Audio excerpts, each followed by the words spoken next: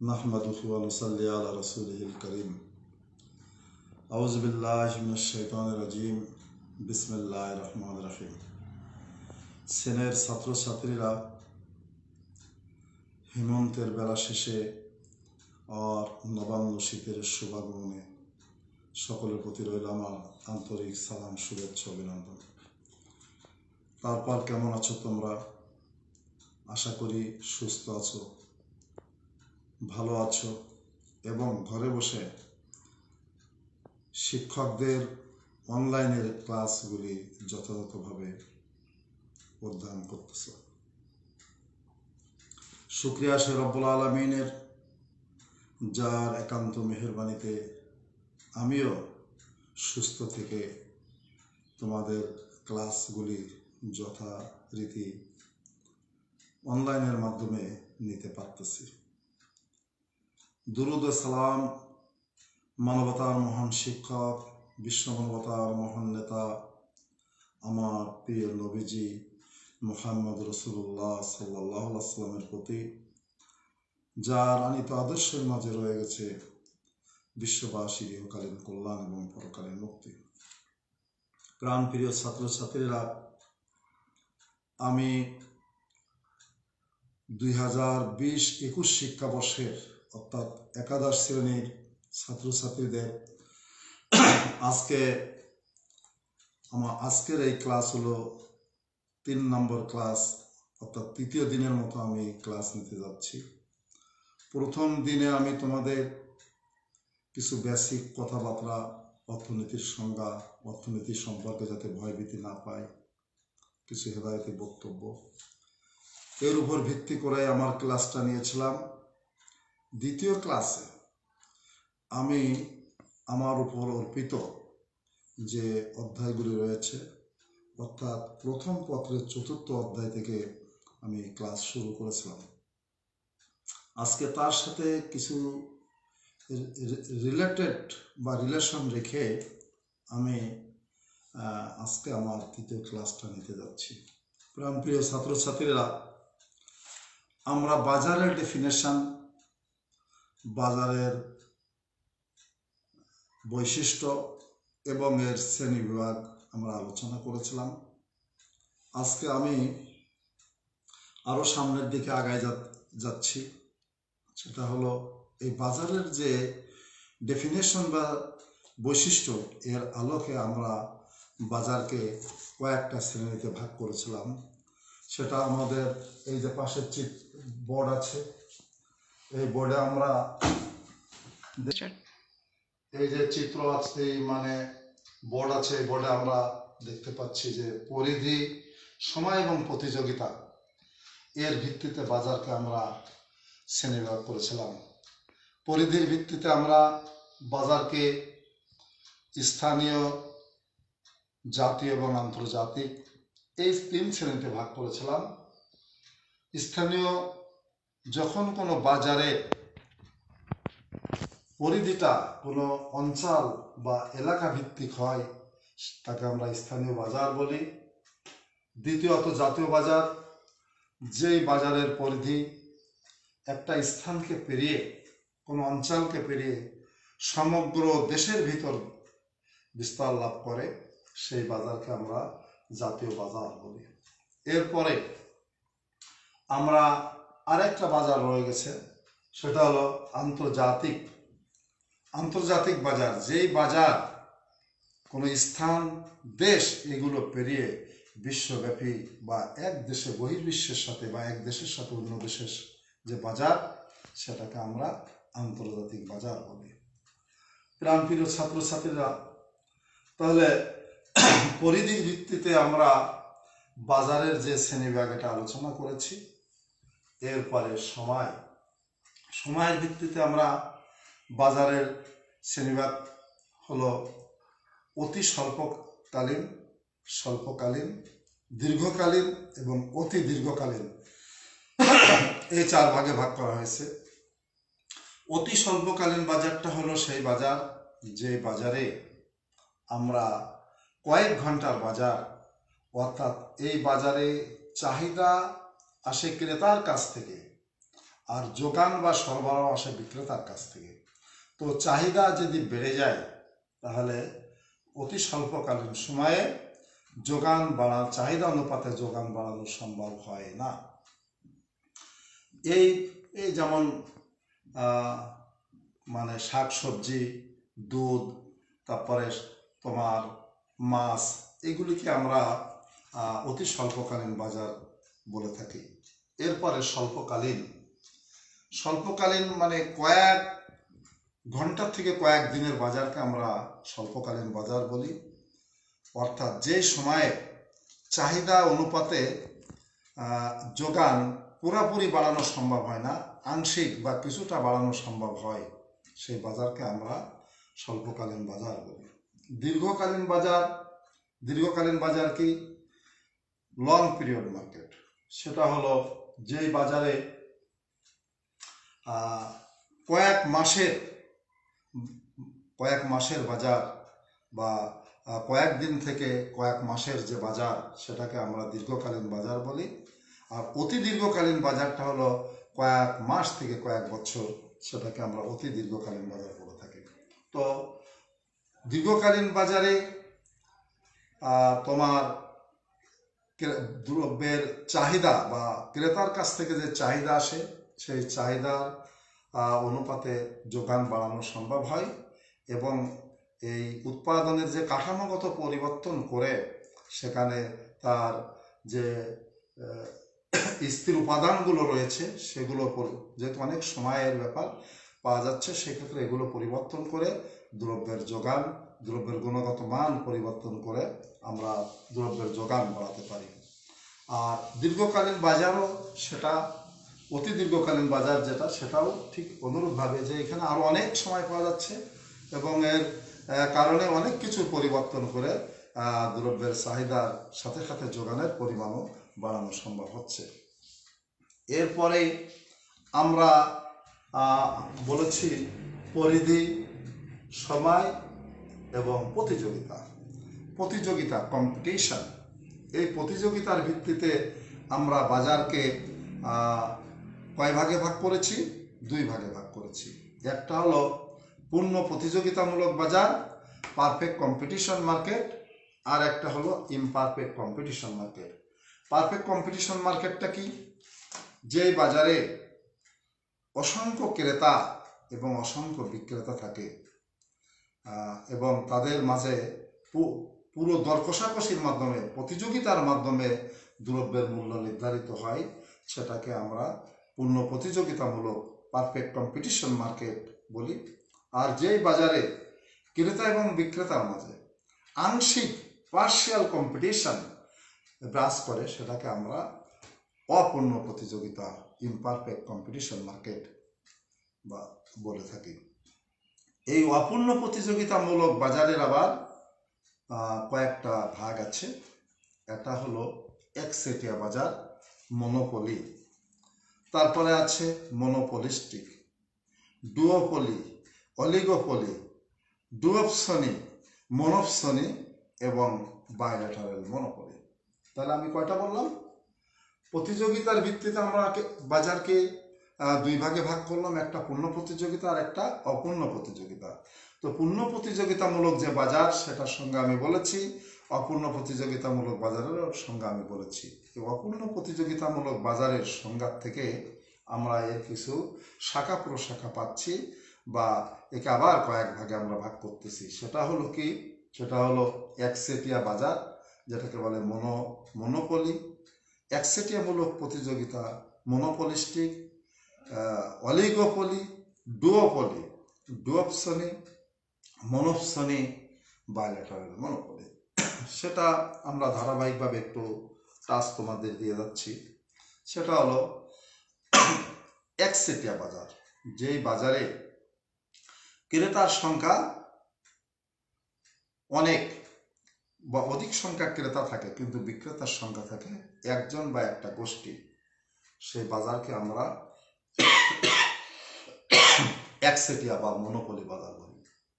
এই বাজারে তোমার বিক্রেতা তার প্রতিটা দ্রব্যের পুরো যোগানটাই বিক্রেতা নিয়ন্ত্রণ করে। এখানে ক্রেতার কোনো হাত থাকে না। ক্রেতা যেমন এক পূর্ণ প্রতিযোগিতামূলক বাজারে তুমি যদি অসংখ্য ক্রেতা বিক্রেতা থাকার কারণে যদি কোনো বিক্রেতা বেশি দাম দিয়ে বিক্রি করার চেষ্টা করে, মানে দ্রব্যের যোগানের উপরে বেশি সে ইন্টারভেন ক্রিয়েট করার চেষ্টা করে বা ইন্টারফেয়ার ক্রিয়েট করার চেষ্টা করে, তাহলে he will pick up something from another body.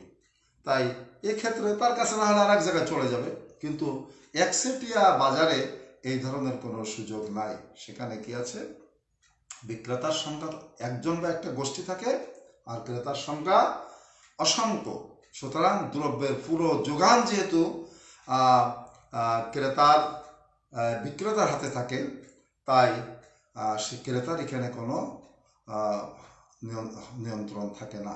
কিন্তু এই ক্ষেত্রে একটা জিনিস আমাদের কাছে স্পষ্ট হওয়া দরকার, সেটা আমি পরবর্তীতে যখন একচেটিয়া বাজারে একটা ফার্মের যে ভারসাম্য আলোচনা করব, তখন আমি এই জিনিসটা বিশদভাবে আলোচনা করব চিত্রের সাথে। আজকে আমি হালকা একটু টাচ দিচ্ছি। সেখানে আমাদের মনে রাখতে হবে যে একচেটিয়া বাজারে দ্রব্যের যোগান বা সরবরাহ বা সাপ্লাইটা নিয়ন্ত্রণ করে ওই একজন মাত্র ব্যক্তি বা একটা গোষ্ঠী। সুতরাং সে ইচ্ছা করলে যা খুশি দাম বাড়াতে পারে, কিন্তু সে যা খুশি দাম না বাড়ায় আরো কিছু দাম কমায় সে কি করতেছে, তোমার বেশি বিক্রয় করার চেষ্টা করতেছে, ক্রেতার অ্যাটেনশন ড্র করার চেষ্টা করতেছে। কারণ কি? কারণ দ্রব্যের যোগানের উপরে বিক্রেতার পুরো নিয়ন্ত্রণ আছে বটে, কিন্তু চাহিদার উপর তার কোনো নিয়ন্ত্রণ নাই। কারণ চাহিদা আসে ক্রেতার কাছ থেকে। তা যেহেতু চাহিদার উপরে তার কোনো নিয়ন্ত্রণ নাই, সুতরাং সে কি করতেছে, সে চাহিদার উপরে কোনো হস্তক্ষেপ করতে পারতেছে না। তাই সে তার দ্রব্যের যে যোগান তা থাকলেও, তার হাতে থাকলেও সে দাম কমায়, তোমার দাম আস্তে আস্তে কমায় সে বেশি করে বিক্রি করার চেষ্টা করে। এই জন্য পূর্ণ প্রতিযোগিতামূলক বাজারে যে তোমার যে রেখাগুলো আছে, গড় আয় রেখা, প্রান্তিক আয় রেখা এবং দাম, সেটা ভূমি অক্ষের সমান্তরাল থাকে। কিন্তু একচেটিয়া বাজারে যখন ফার্মের ভারসাম্য আমরা আঁকবো, তখন আমরা দেখতেছি গড় আয় এবং প্রান্তিক আয় বাম দিক থেকে ডান দিকে আসতেছে এবং গড় আয়ের নিচে প্রান্তিক আয় অবস্থান করতেছে। প্রাণপ্রিয় ছাত্রছাত্রীরা, আমি আজকে ওই দিকে যাচ্ছি না। আজকে আমি মূলত আলোচনা করতেছি ডেফিনেশনগুলো, শ্রেণীবিভাগগুলো। এরপরে আমরা একচেটিয়ামূলক প্রতিযোগিতা, মনোপলিস্টিক কি? যখন কোনো বাজারে মানে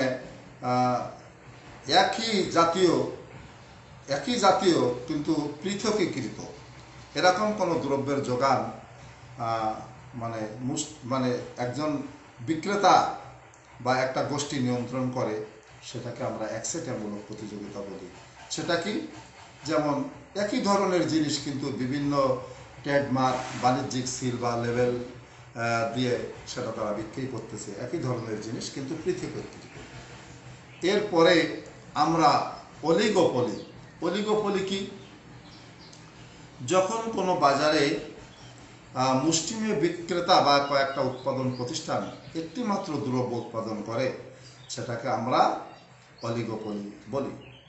আবারও বলতেছি, যখন কোনো বাজারে মুষ্টিমেয় বিক্রেতা বা কয়েকটি উৎপাদন প্রতিষ্ঠান একটি মাত্র দ্রব্য উৎপাদন করে, সেটাকে আমরা কি বলি? অলিগোপলি বলি। এরপরে ডুওপলি কি?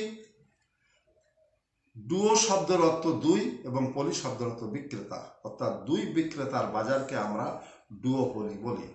তো ডুওপলি মানে যখন কোনো বাজারে, আমরা অন্যভাবে বলতে পারি, দ্রব্যের যোগানটা বা সরবরাহটা বা সাপ্লাই, এটাকে আমরা কি দেখতেছি? দুইজন মাত্র বিক্রেতা পুরো যোগানটা নিয়ন্ত্রণ করতেছে, সেটাকে আমরা ডুওপলি বলি। এরপরে ডুওপসন, যখন কোনো বাজারে বিক্রেতার সংখ্যা বেশি থাকতেছে, কিন্তু ক্রেতার সংখ্যা থাকতেছে 2 জন। মানে 2 বিক্রেতার বাজারকে ডুওপলি বলে, আর 2 ক্রেতার বাজারকে ডুওপসনি বলে। মানে ডুওপলির একটা অপোনেন্ট বা অপোজিশন, মানে অপোজিট আমরা বলতে পারি যে 2 বিক্রেতার বাজারকে যেমন ডুওপলি বলে, আর ডুওপসনি মানে 2 জন ক্রেতা, মানে যে বাজারে ক্রেতার সংখ্যা মাত্র 2 জন কিন্তু বিক্রেতার সংখ্যা অনেক, সেটাকে আমরা ডুওপসনি বলি। এরপরে মনোপসনি। মনোপসনি কি? যে বাজারে অসংখ্য বিক্রেতা আছে কিন্তু ক্রেতার সংখ্যা মাত্র 1 জন। অর্থাৎ আমাদের এই এলাকায় তোমার সুগার মিল আছে কালীগঞ্জ, তো এলাকায় যত ইক্ষু চাষি যারা আখ চাষ করতেছে তারা কি করতেছে, তারা বিভিন্ন আখ সেন্টারের মাধ্যমে তাদের আখগুলো বিক্রি করতেছে। তো কিনতেছে কে? Sugar mill. এখন যারা আখের রস করার জন্য কিনতেছে, আমি ওটা তো ব্যতিক্রম, চাহিদার ক্ষেত্রে ব্যতিক্রম আছে, যোগানের ক্ষেত্রে ব্যতিক্রম, আমি ওইটা বলতেছি না। তো ওভারঅল যেটা অ্যাজ ইউজুয়াল যেটা, সেটা হলো এই এলাকায় অসংখ্য আখ চাষি আছে কিন্তু আখ ক্রয় করতেছে কয়জন? সুগার মিল একা। তাহলে যখন কোনো দ্রব্যের যোগান বা যখন কোনো দ্রব্য ক্রয় বিক্রয়ের ক্ষেত্রে অসংখ্য তোমার কি থাকে? বিক্রেতা আছে, যেই বাজার অসংখ্য বিক্রেতা থাকে কিন্তু ক্রেতার সংখ্যা মাত্র 1 জন, তাকে আমরা কি বলি? মনোপসনি। মনোপসনি বাজার। এরপরে আরেকটা রয়ে গেছে, সেটা হলো তোমার বাইলেটারাল মনোপলি, মানে দ্বিপাক্ষিক একচেটিয়া। দ্বিপাক্ষিক একচেটিয়া কি?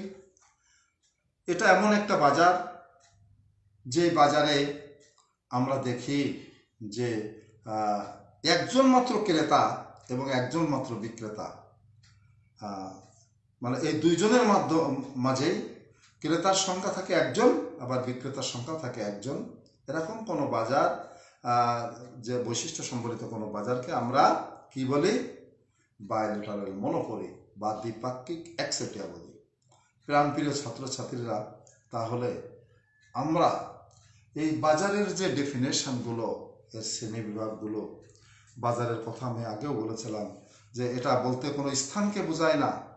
যেমন সাধারণত আমরা বাজার বলতে কোনো স্থানকে বুঝি, যেমন সাহেব বাজার, মগ বাজার, কারওয়ান বাজার, জিকরগাছার বাজার, কিন্তু ইকোনমিক্সে এটাকে বলেনি। এটা বাজার বলতে কোনো নির্দিষ্ট স্থানকে বোঝানো হয়েছে, মানে একটা নির্দিষ্ট পণ্যকে বোঝানো হয়েছে, যেটা ক্রয় বিক্রয় ক্ষেত্রে একদল ক্রেতা এবং বিক্রেতার উপস্থিতিতে প্রত্যক্ষ প্রতিযোগিতার মাধ্যমে ওই দ্রব্যটা ক্রয় বিক্রয় হয়। সেটাকে আমরা গত ক্লাসে আমি এলাবোরেটলি আলোচনা করেছিলাম। তো ওই সংজ্ঞার আলোকে আমরা বাজারের বৈশিষ্ট্যগুলো পেয়েছিলাম। গত ক্লাসে বলেছিলাম যে কি, একদল ক্রেতা, একদল বিক্রেতা, একটা নির্দিষ্ট পণ্য, একটা নির্দিষ্ট অঞ্চল, আবার তাদের মধ্যে একটা কম্পিটিশন, পারফেক্ট কম্পিটিশন, পূর্ণ একটা প্রতিযোগিতা। এই যে ক্যারেক্টারিস্টিক্স, মার্কেটের ক্যারেক্টারিস্টিক্স, ডেফিনেশন ক্যারেক্টারিস্টিক্সের আলোকে আমরা এর কিছু ক্লাসিফিকেশন মানে শ্রেণীবিভাগ পেয়েছি। সেই শ্রেণীবিভাগগুলো আমি ধারাবাহিকভাবে আলোচনা করেছি। এরপরে আমি যে তোমার যেগুলি আলোচনা করলাম, এরপরে যদি আমরা আরও একটু বেশি আলোচনায় যাই, তাহলে আমার মনে হয় তোমাদের সেটা হজম করতে পারবা কিনা জানি না। তো এই জন্য আমি চাচ্ছিলাম যে এই আলোচনাগুলো আজকের পর্যন্ত থাক, কিন্তু এর সাথে সাথে আমি বাড়তি আর একটা জিনিস গত প্রথম ক্লাসে আলোচনা করেছিলাম, আজকেও একটু টাচ আমি দিচ্ছি। এই যে পাশে আমাদের কিছু চিত্র আছে, একটা হলো চাহিদা আর একটা যোগান। এটা আমি প্রথম ক্লাসে তোমাদের আমি বুঝাইছিলাম। তো সেখানে আজকে ওর সাথে আরেকটা জিনিস আমি তোমাদেরকে আলোচনায় আনতে যাচ্ছি। সেটা হলো কি, সেটা হলো তোমার টিচি, মানে টোটাল কস্ট। টোটাল কস্ট আলোচনা করতে গেলে আমি এই দুইটা জিনিস একটু বুঝাই তোমার এটা যদি আলোচনা করি, তাহলে তোমাদের আরো ভয় ভেঙে যাবে। সেটা হলো দামের সাথে চাহিদার একটা সম্পর্ক আছে, সেটাকে চাহিদা বিধি বলে। অর্থাৎ দাম কমলে চাহিদা বাড়ে, দাম বাড়লে চাহিদা কমে। এটা আমি এই চ্যাপ্টারটা পড়াই না, কিন্তু আমি একটু হিন্টস দিচ্ছি এই জন্য যে নিষেধটাই যার জন্য। তো দাম যখন আমরা দেখেছি 10 টাকা, তখন চাহিদা 5 একক। দাম যখন একটু কমে আসছে 8, তখন চাহিদা একটু বেড়ে গেছে দাম কমার কারণে। দাম যখন 6, তখন এটা হয়েছে 15, এটা 15 একক। আবার অন্যভাবে যদি আমরা দেখি, দাম যখন 6, তখন চাহিদার পরিমাণ, এই যেখানে একটা ডিডি রেখা আছে, ডিমান্ড কার্ভ, ও এক্স অক্ষ ভূমি অক্ষ, ও ওয়াই অক্ষ লম্ব অক্ষ। ভূমি অক্ষে কি দেখাচ্ছে? চাহিদার পরিমাণ। আর লম্ব অক্ষে দেখাচ্ছে দাম। আমি আর একবার বলতেছি, একটু সিরিয়াসলি হোক। ও এক্স মানে ভূমি অক্ষ, হরাইজন্টাল অ্যাক্সিস,